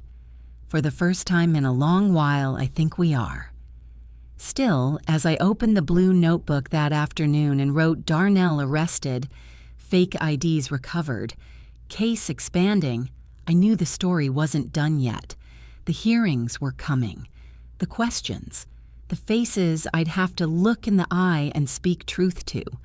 Justice had stepped onto my porch, yes, but peace still hadn't taken a seat at my table. And as I closed the notebook, I whispered, "One more chapter, Lord. Let me finish this right." Outside, the patrol car pulled away for the last time, leaving my street quiet again. But deep down, I knew the silence was only the breath before the next battle. The courtroom itself, where truth would finally have to speak loud enough for the whole world to hear. The courthouse smelled like marble dust and stale coffee. Every sound echoed. The shuffle of shoes, the rustle of paper, the sharp clack of a gavel calling people's lives to order. It had been months since Jerome's arrest, weeks since Darnell's. Both cases, now merged under one headline, sat heavy in the city docket. United States versus Jerome Green and Darnell Green, conspiracy and fraud against the elderly. I walked through the metal detector with my blue notebook clutched against my chest. I wasn't required to testify that morning, not yet, but Lang had asked me to attend the first joint hearing. "Seeing you there will remind them who they hurt," he said, "and remind the court this isn't just data on a spreadsheet." I had dressed deliberately. Gray suit jacket, pearl earrings Leon bought me on our 15th anniversary. Shoes shined to a soft reflection, not to look proud, but to look real. Fraud likes abstraction. I wanted them to see what they'd stolen from. A woman with a name, a house, a heartbeat. The courtroom was cool and too bright. The benches were filled with reporters and a handful of other victims, mostly older folks, mostly quiet. At the defense table sat Jerome, thinner now, his once cocky posture replaced by something slouched and dull. Beside him, Darnell in an orange jumpsuit, wrists cuffed, eyes darting like a trapped animal. When Jerome saw me, he blinked, once, twice, then looked down. Lang gave me a nod from the front row. The assistant U.S. attorney, Ms. Colbert, stood tall behind her files. When the judge entered, everyone rose. The proceedings began with formalities, but the rhythm soon changed when the prosecution called its first witness, a data analyst from Medicare's audit division. She explained how the fraud trail was discovered.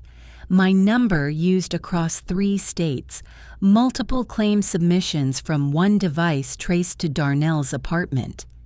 The fraud was systemic, she said, and it began with the theft of Mrs. Harriet Green's identity.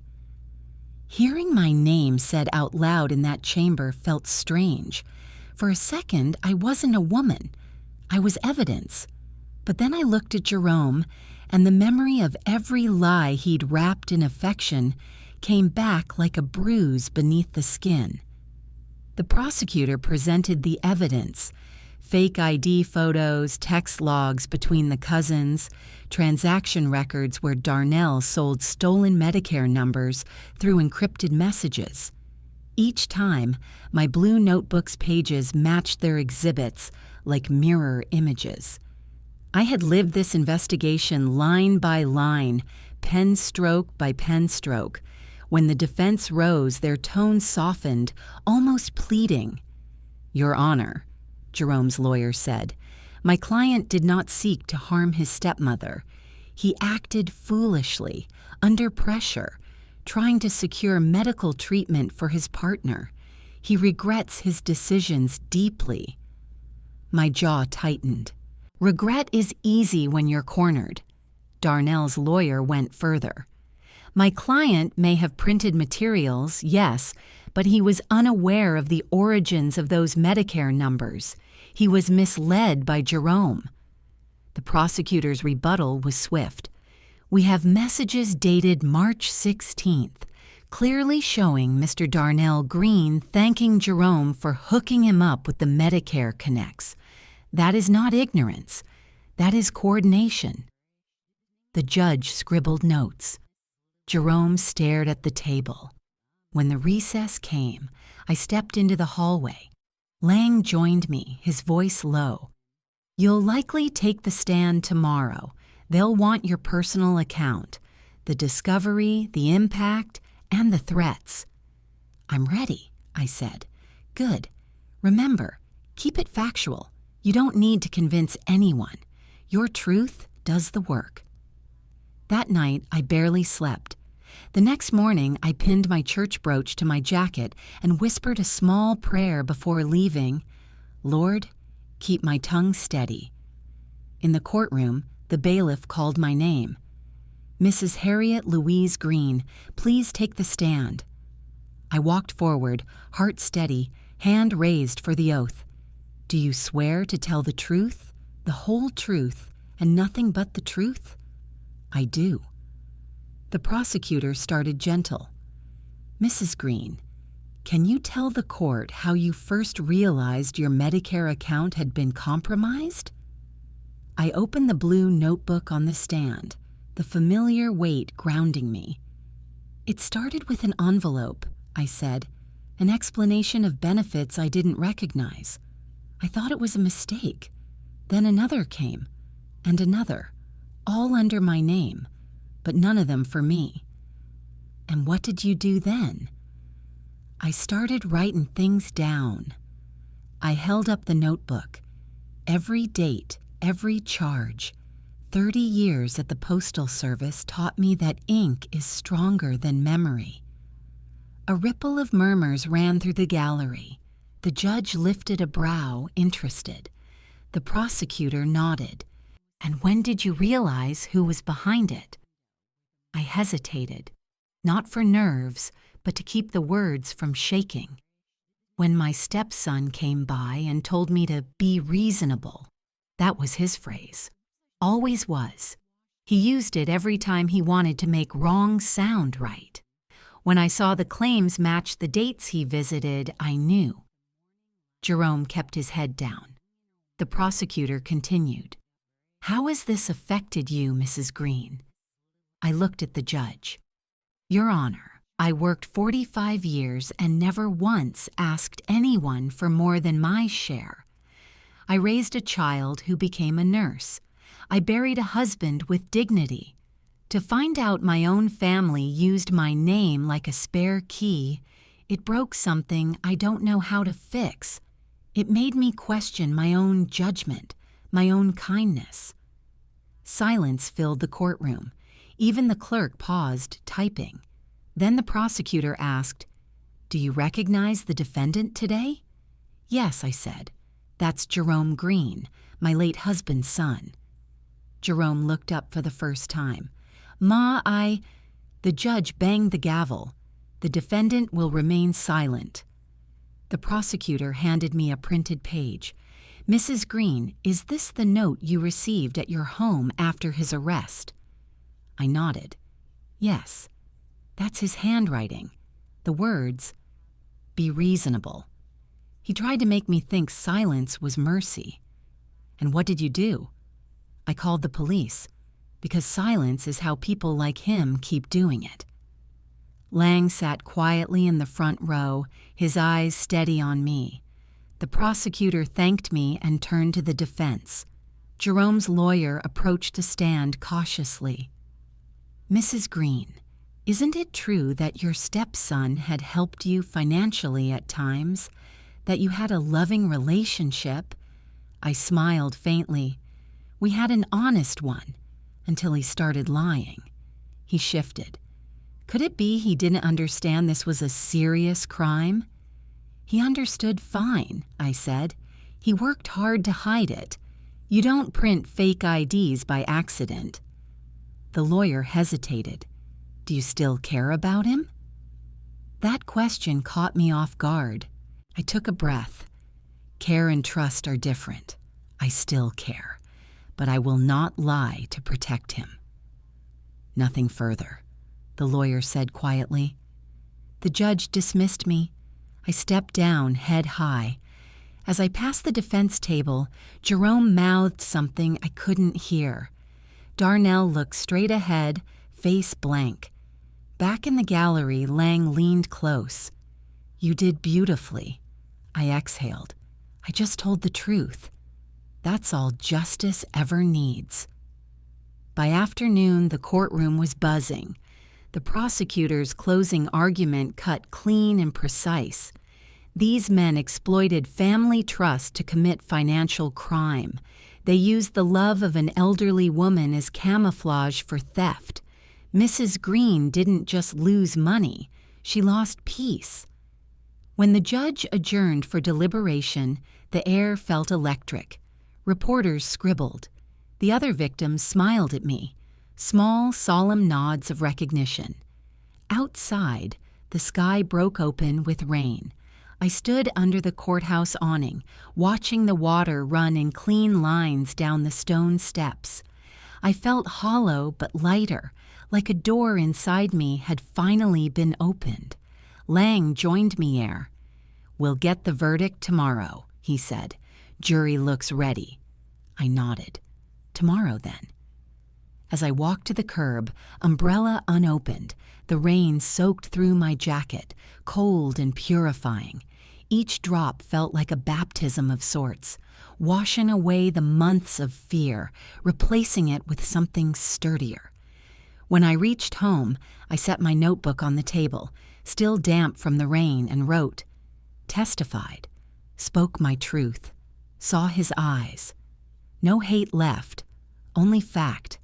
And though the page blurred under a stray tear, I let it dry there, unblotted, because that, too, was part of the record. Tomorrow would bring the verdict. But tonight, for the first time since that first envelope arrived, I slept without the porch light on. The morning of the verdict, the city felt different. The air had that stillness before big things, like even the pigeons were waiting to see how the day would turn. I woke early, made my coffee black, and stood by the window in my robe, watching a man sweep leaves into neat piles on the sidewalk. For months, my life had been nothing but papers and fear and phone calls. Today, it would become a line in a courtroom record, verdict delivered. I wore the same gray suit, the one that made me feel like I had a spine made of steel instead of bone. Before leaving, I opened my blue notebook one more time. Between its pages lay everything I'd lived through, each number, each lie, each truth reclaimed. I slipped Leon's ring onto my finger and whispered, "Steady now." At the courthouse, Lang met me at the entrance. His tie was crooked from rain and he smelled faintly of coffee. "It'll be quick," he said. "Jury's been out since last night. That usually means consensus." The hallway outside the courtroom buzzed with quiet tension. Reporters whispered, shoes clicked, lawyers paced. I took my usual seat in the second row, hands folded tight in my lap. When the judge entered, everyone rose. The bailiff called for order. The jury filed in, a dozen strangers whose eyes I'd memorized these past days, people who now held my peace in their hands. The foreman stood, paper trembling slightly in his grip. The judge nodded. "Madam Foreperson, has the jury reached a verdict?" "We have, Your Honor." The room went still. On count 1, conspiracy to commit healthcare fraud. How do you find the defendants? "Guilty." Jerome flinched just slightly. Darnell stared straight ahead. On count 2, aggravated identity theft. How do you find the defendants? "Guilty." A collective inhale rippled through the courtroom. On count 3, witness tampering in the matter of the letter sent to Mrs. Green.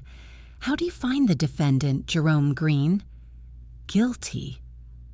The words hung in the air like something sacred and terrible. The judge thanked the jury and dismissed them. Jerome's lawyer whispered frantically to him, but Jerome didn't seem to hear. His gaze slid over the crowd until it found me. For a long moment, we just looked at each other, the space between us full of everything that couldn't be unsaid. When the judge announced sentencing for the following month, I exhaled. The tension that had lived in my body for half a year finally loosened. It didn't feel like triumph. It felt like release. Outside the courthouse, rain clouds were gathering again. Lang and Ms. Colbert walked me down the steps. "You did it," Colbert said. "You helped us break a ring that's been hurting people for years."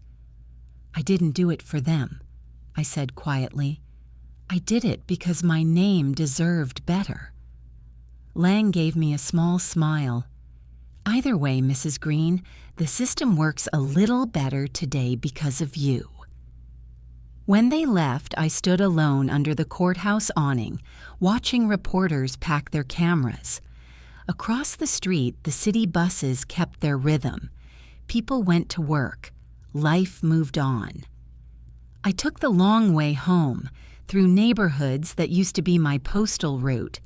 The streets were the same, row houses leaning together, kids chasing each other with dollar store kites, the smell of fried chicken drifting from someone's open kitchen. I remembered delivering letters to doors just like mine, never knowing what stories waited behind them. Now I had my own story sealed in an envelope of its own. At home, Shanae was waiting.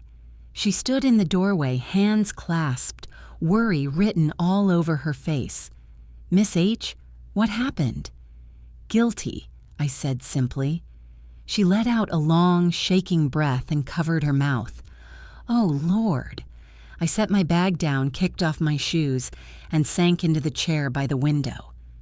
"It's over," I said, more to myself than to her. She came closer. "You okay?" I thought about it. "Not yet," I said, "but I will be." She sat beside me, silent for a while. The afternoon light spread soft across the kitchen floor. Then she reached into her pocket and pulled out a small, folded photo. Her ultrasound, faint but visible. "I found out 2 weeks ago," she said quietly. "It's a girl." For a moment, I couldn't speak. "You're keeping it?" "Yes, and I'm gonna raise her right. I don't want her growing up thinking she has to depend on men like Jerome or Darnell to survive." I smiled. "Good. She'll have a chance to be better than all of us." Shanae's eyes filled with tears. "If you ever need me to testify again or say anything to help your case, I will." "It's done," I said softly. "Now we start living again." She stayed for dinner. We ate simple, rice, beans, and cornbread, and talked about ordinary things, baby names, church gossip, the price of groceries. For the first time in months, I laughed without guilt. After she left, I sat by the window again, notebook open to the final page. I wrote, "Verdict delivered, justice spoken, name restored."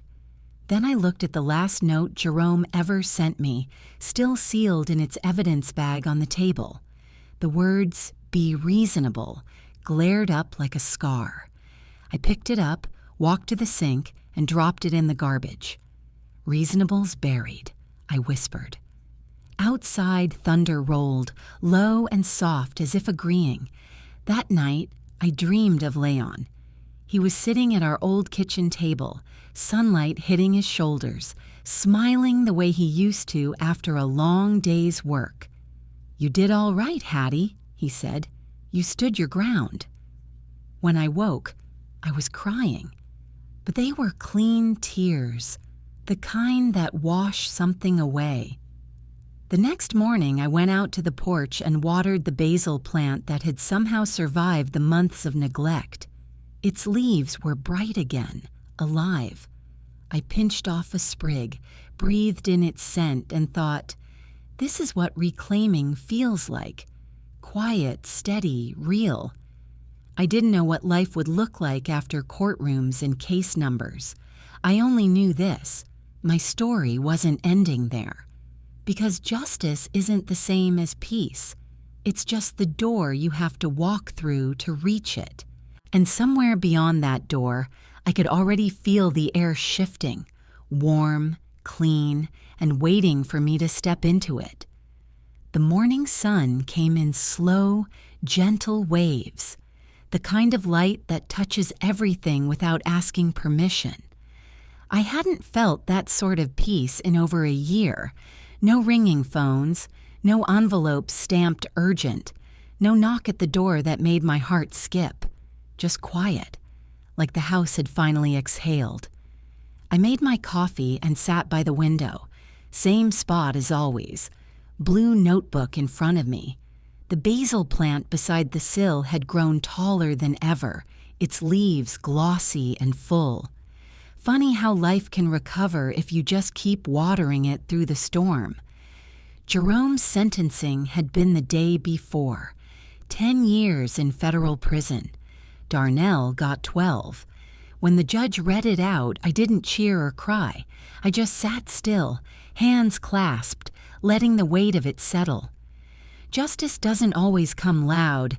Sometimes it walks in quietly, carrying the sound of a gavel instead of a gun.